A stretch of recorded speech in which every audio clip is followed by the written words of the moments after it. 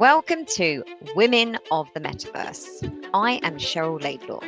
I am Angela Harkness. We have been and are still on a journey to discover the metaverse, Web 3.0, NFTs, and anything that we are required to know to join this world. From this podcast, we will help you to unlock how the metaverse is going to impact your brand, your business, and even your personal life. Join us as we take the mystery out of this new digital universe.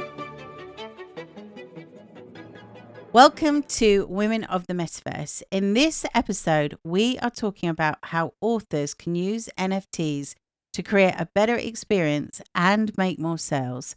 We have talked in many different episodes about the power of using NFTs in your business, and we have really started to highlight innovative companies and projects that are using NFTs in very creative ways, such as Gary Vaynerchuk's venture, the Fly Fish Club. Go and listen to that episode. It's a good one. It's a really good one.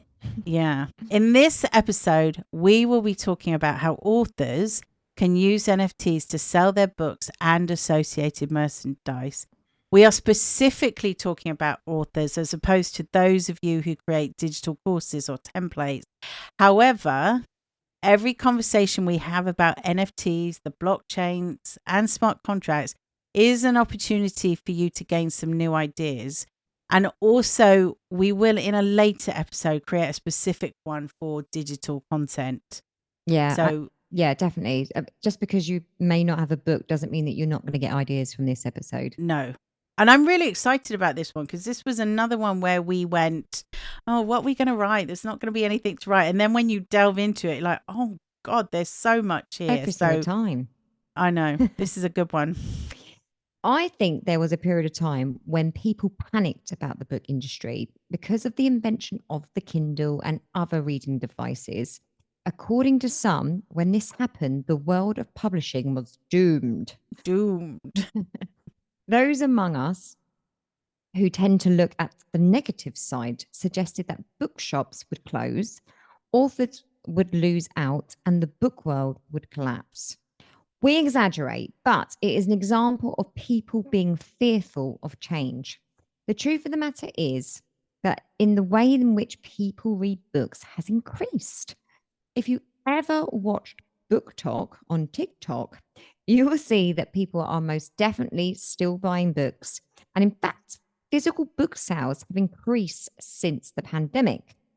But people are also reading on digital devices, and audio sales have increased, especially since the launch of Audible. It has become a commonplace for authors to record audio versions of their books. Did you ever go into Waterstones on Piccadilly and it not be packed in there all the time? All the time. When people say, "Oh, but I loved that books. place because it had a great cafe. Oh, yeah, top. great cafe. No, loved it, and great. It was like how many floors? Like 4 floors of books, and it was always just to the brim with people.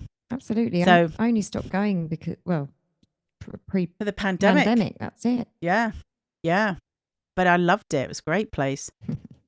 So for authors, the choices are greater. It's still tough to get a book publishing deal.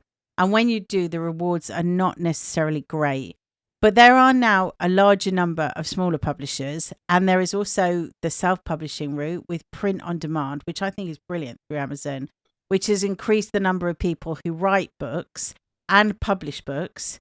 And we know a few. I know quite a few people now have got books. I think everyone's got a book. I mean, all of my... Except us two. I'm really not in a place to be writing a book. No, I don't want to spend a year writing a book. Stop. No.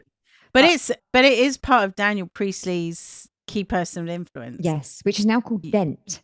Yes. And they do encourage you to be an author. Yeah.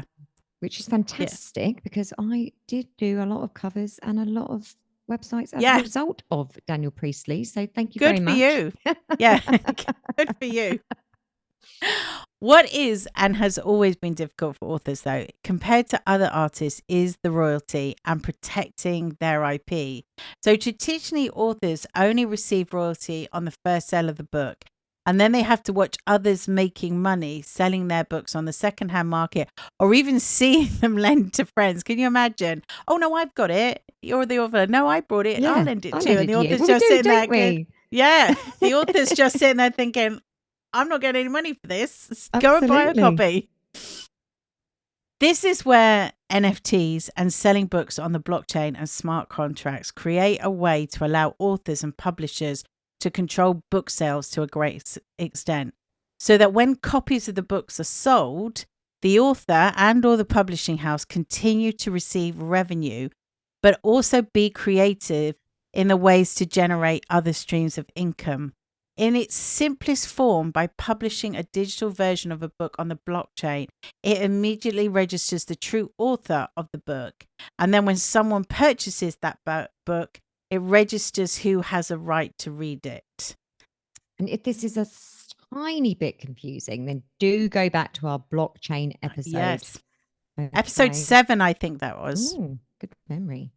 No, I had to look it up today. Fair enough.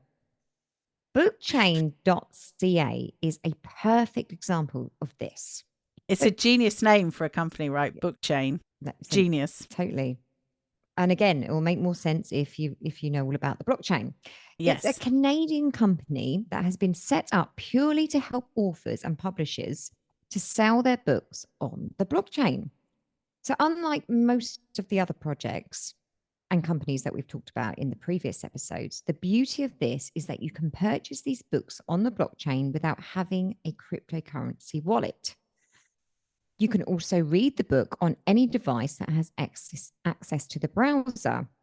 The smart contract that is set up when the book is published, and the blockchain determines everything: what price the book is sold at, what royalties the author and publishing house receive for each sale. It can even determine who receives estate royalties, so an author's estate continues to receive royalties even after they've passed away.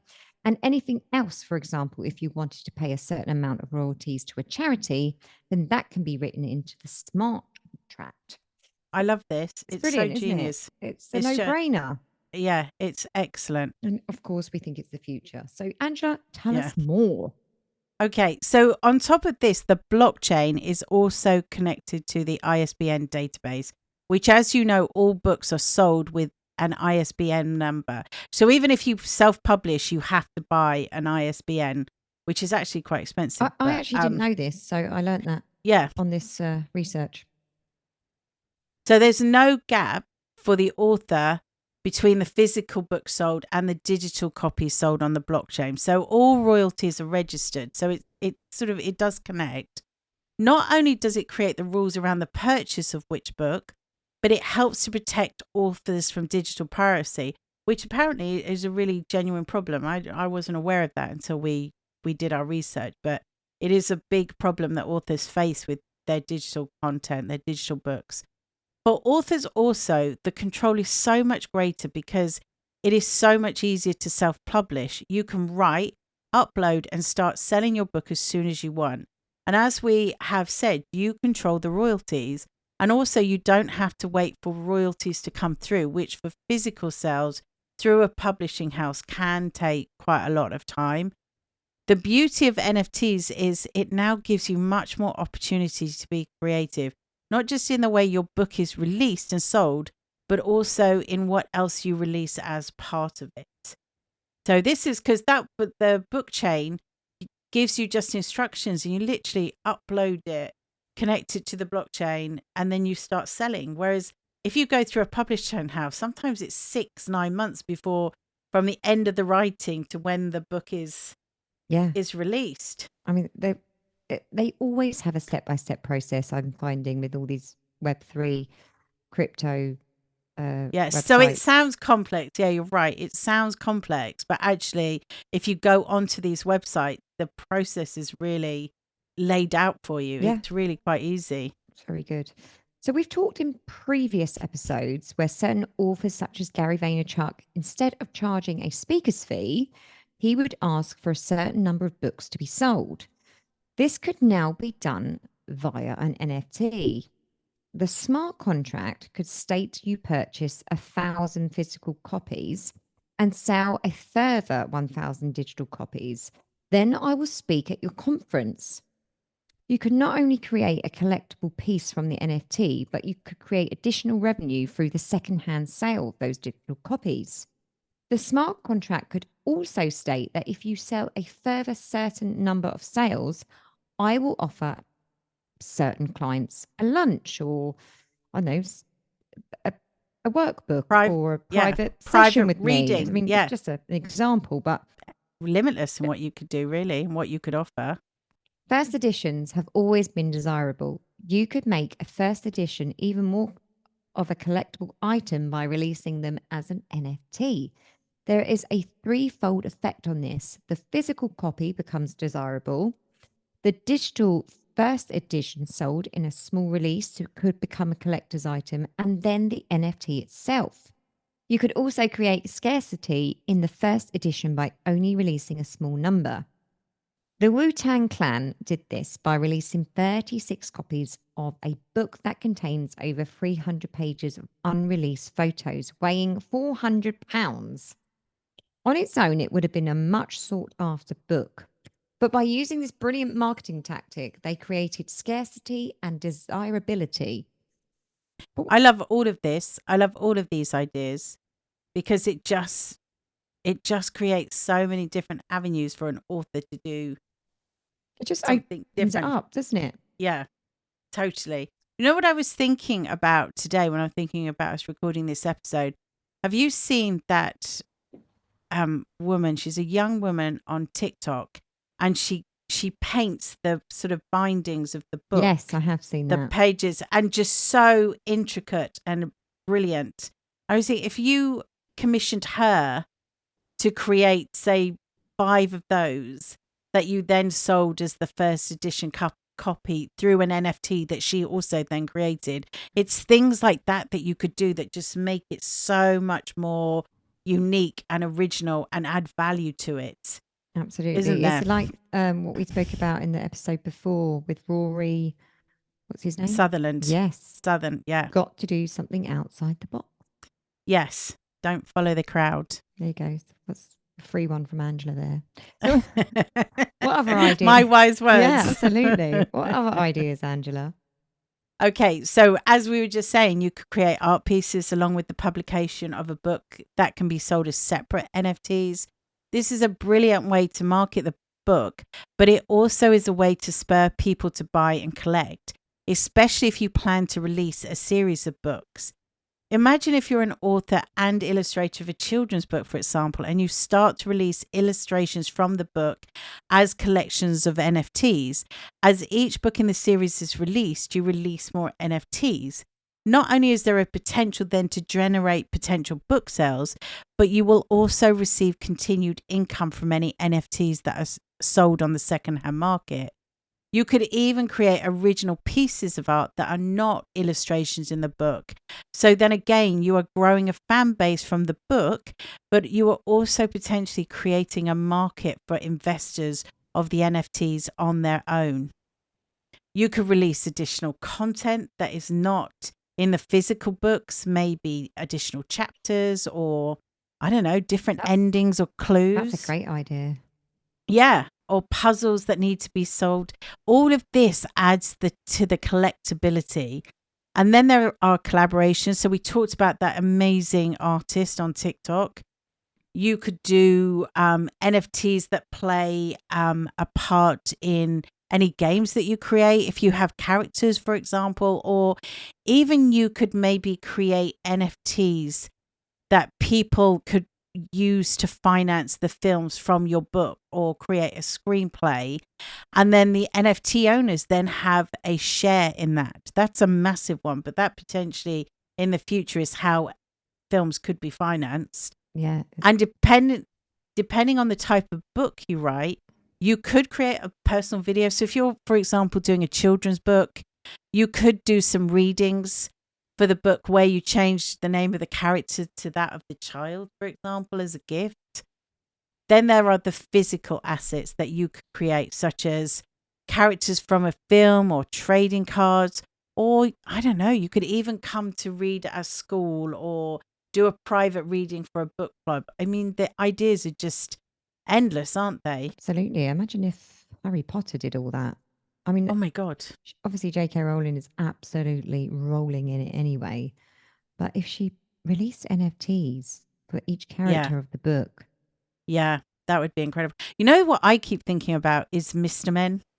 That keeps coming. I've got a feeling that's actually already started. I don't know I if I think imagined it. I think you're right, because I don't know why it keeps coming into my head, but the Mr. Men would just make great NFTs, wouldn't they? Absolutely would. And I Yeah. think they've brought out some new ones. Yes, I think you're right. Yeah, that keeps going through my head. Anyway, publishing a book for such a long time has had such a traditional route, with the ability and the control that NFTs, the blockchain, and smart contracts allow, every author, maybe for the first time, really has the ability to gain their fair share from their books that they have never seen before. So we hope you've enjoyed this episode and given you a new perspective of how NFTs can make a massive advantage to your book or your new book, or maybe now you are even more encouraged to release that book. And would you consider this route? We would love to know. Join us next week as we continue our journey into the metaverse. See you then. Bye for now. Thank you for listening to this episode of Women of the Metaverse. You can find all information, links, and people we talked about in the show notes on our website. If you have enjoyed this podcast, please comment and subscribe. Join us again in the next episode as we continue this exciting metaverse journey.